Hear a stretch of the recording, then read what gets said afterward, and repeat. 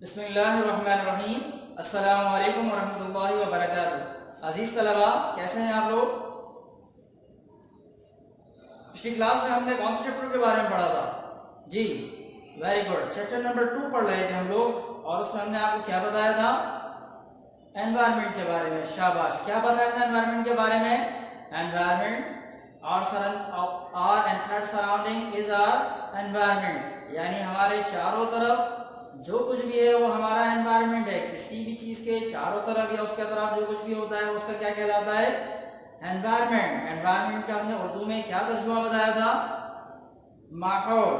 ठीक है, चलिए आज की क्लास शुरू करते हैं।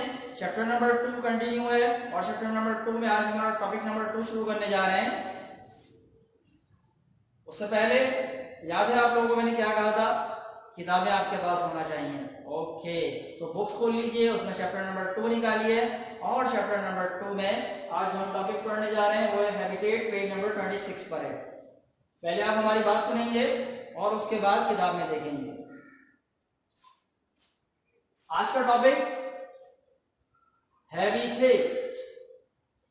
हैबिटेट हैबिटेट हैबिटेट क्या है? Habitat is the place where living things live, obtain food and reproduce. Habitat is the place where living things live, obtain food and reproduce. Habitat environment के अंदर ही रहते हुए किसी भी जानदार चीज की वो मखसूस जगह होती है जहां वो रहता है, ग़िज़ा हासिल करता है और अपनी तादाद बढ़ाता है। किसी भी एनवायरनमेंट में किसी भी लिविंग थिंग, चाहे वो एनिमल हो, चाहे वो प्लांट हो या इसके अलावा दूसरे ऑर्गेनिज्म भी हो सकते हैं, तो किसी भी एनवायरनमेंट में किसी भी लिविंग थिंग की वो मखसूस जगह जहां वो रहता है, ग़िज़ा हासिल करता है और अपनी तादाद बढ़ाता है, उस जगह को हैबिटेट कहा जाता है। एनवायरनमेंट जो है बड़े मानों में इस्तेमाल होता है, एनवायरनमेंट वसीतर मानों में इस्तेमाल होता है। फिर एनवायरनमेंट के अंदर मुख्तलिफ ग्रेडिंग्स हैं, मुख्तलिफ दर्जाबंदी है, क्योंकि एक बड़े एनवायरनमेंट के अंदर पूरा एनवायरनमेंट जो है वो किसी भी लिविंग थिंग का घर नहीं होता। बहुत सारे लिविंग थिंग्स उस एनवायरनमेंट को, उस माहौल को शेयर कर रहे होते हैं, उसमें साथ रह रहे होते हैं, लेकिन सब उनके मखसूस जो है वो जगह होती हैं। मिसाल के तौर पर जंगल एक बड़ा एनवायरनमेंट है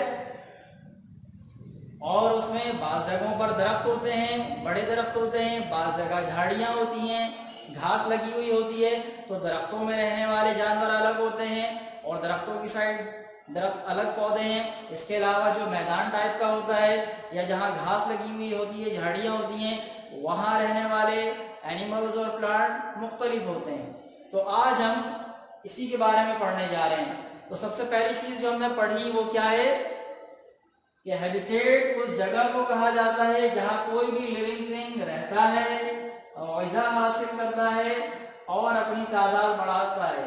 ये लिविंग थिंग प्लांट भी हो सकते हैं और एनिमल भी। अब हम बात करते हैं टाइप्स ऑफ हैबिटेट।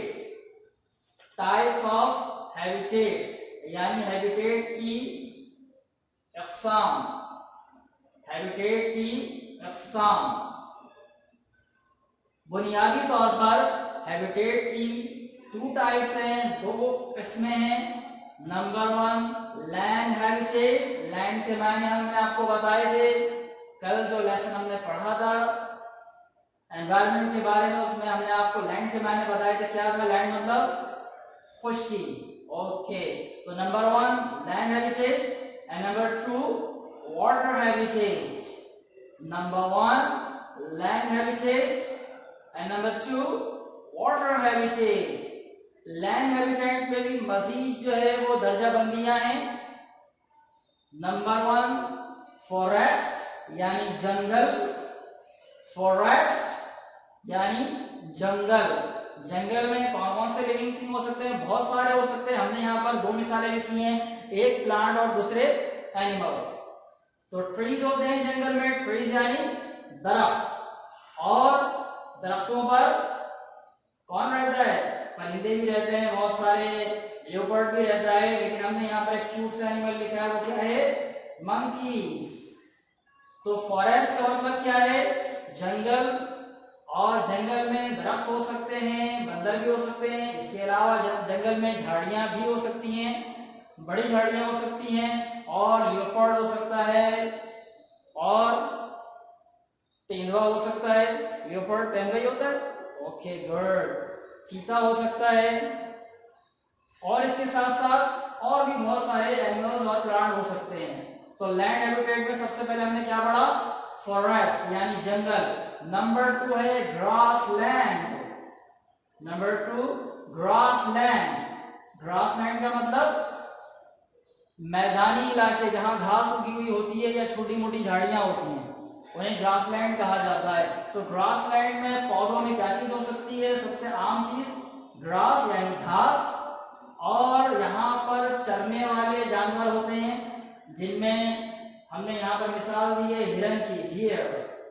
और भी एनिमल यहाँ पर हो सकते हैं, वाइल्ड बीस्ट हो सकते हैं, और बारहसिंगा भी हो सकता है, और भी जितने भी चरने वाले जानवर हैं वो यहाँ हो सकते हैं। सी क्या है? डिजर्ट। डिजर्ट, डिजर्ट यानी सहरा या रेगिस्तान। रेगिस्तान में भी पौधे होते हैं और जानवर भी होते हैं। रेगिस्तान का जो मशहूर पौधा है वो कैक्टस। कैक्टस देखा है आपने? आपकी किताब में आप देखेंगे तो आपको कैक्टस मिल जाएगा, पेज नंबर 24 पर बिल्कुल नीचे बना हुआ है। आप किताब में देखें, नजर आया जी? सब पलट के देखें, मिल गया? ओके, कैक्टस, कांटे कांटे होते हैं जिसमें, मिल गया? शाबाश। और इसमें जानवर, रेगिस्तान का मशहूर जानवर कैमल यानी ऊंट। उसके बाद नंबर 4 माउंटेन। माउंटेन में ऊंचे दरख्त होते हैं, जिनमें पाइन है, देवदार है, ये काबिल जिक्र है। पाइन का दरख्त। और माउंटेन का मशहूर जानवर जो हमारे यहाँ बहुत ज्यादा मशहूर है, आइबैक्स यानी मार्खोर, आइबैक्स।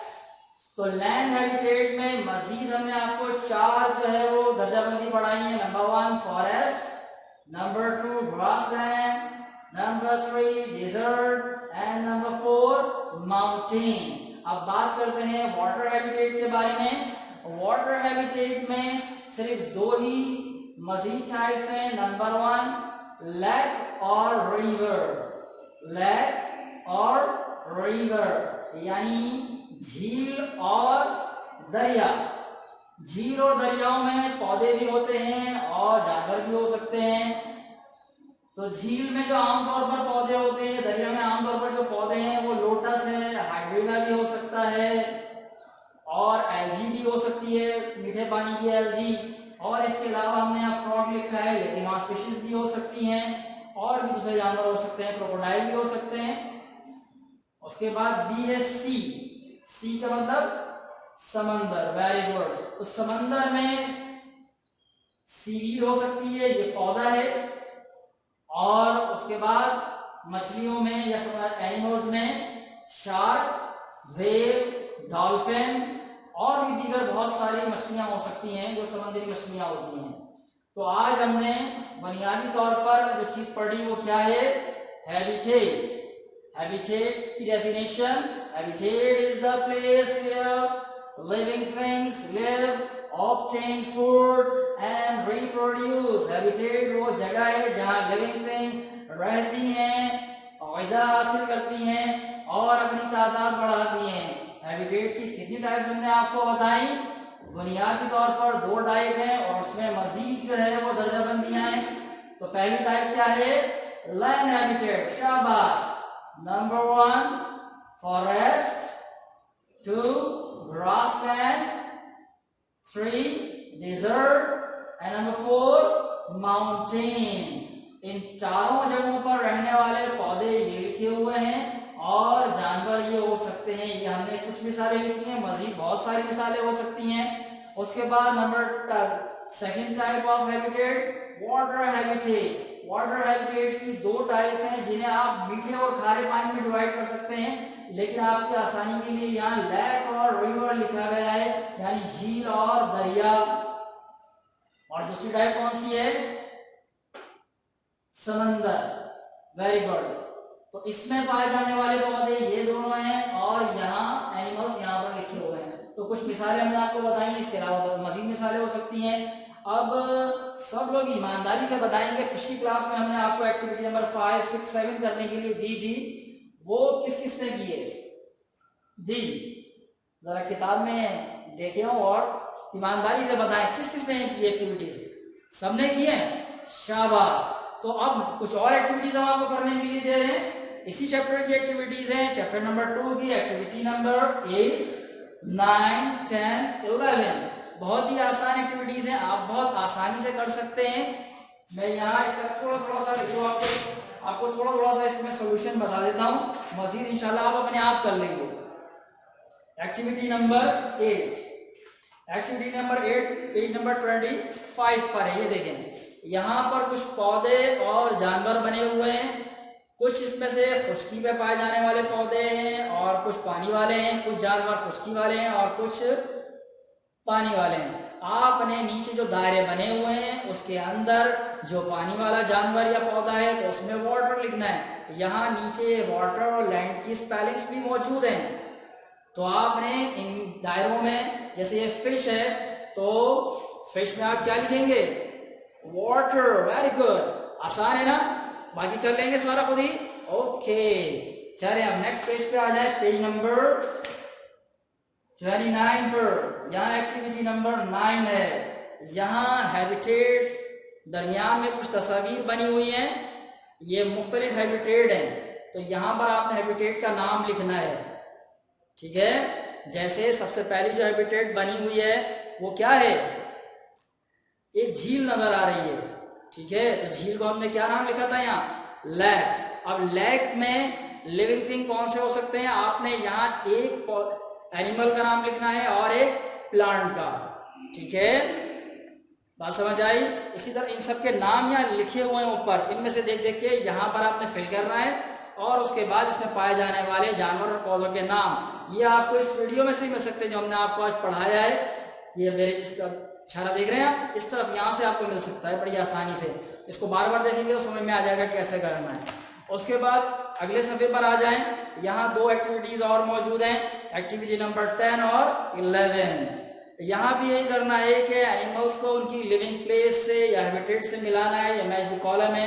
जैसे एक्टिविटी नंबर 10 में पहले नंबर पर लिखा हुआ है फिश, तो फिश जो है वो यहाँ कहाँ हो सकती है भाई? रिवर में, दरिया में हो सकती है। इसके अलावा डॉल्फिन लिखा हुआ है, डॉल्फिन कहाँ होती है? सी यानी समंदर में। तो ये डॉट्स जो बने हुए हैं इनको इस तरह जो है वो स्केल की मदद से मिलाना है। उसके बाद एक्टिविटी नंबर 11, यहाँ भी ऐसे करना है, लिविंग थिंग्स को उनके हैबिटेट से मिलाना है। तो आप वीडियो को 2-3 मरतबा देखेंगे तो आपको खुद ही पता चल जाएगा कि ये किस तरह किया जाएगा, ठीक है? उम्मीद है कि आज की क्लास आप लोगों को बहुत पसंद आई होगी, बहुत इंटरेस्टिंग क्लास लग रही थी हमें तो, और ये एक्टिविटीज इंशाल्लाह आप आसानी कर लेंगे। तो इंशाल्लाह दोबारा एक और नई और दिलचस्प वीडियो के साथ आपके सामने हाजिर होंगे। तब तक के लिए अस्सलाम वालेकुम व रहमतुल्लाहि व बरकातुहू। अल्लाह हाफिज।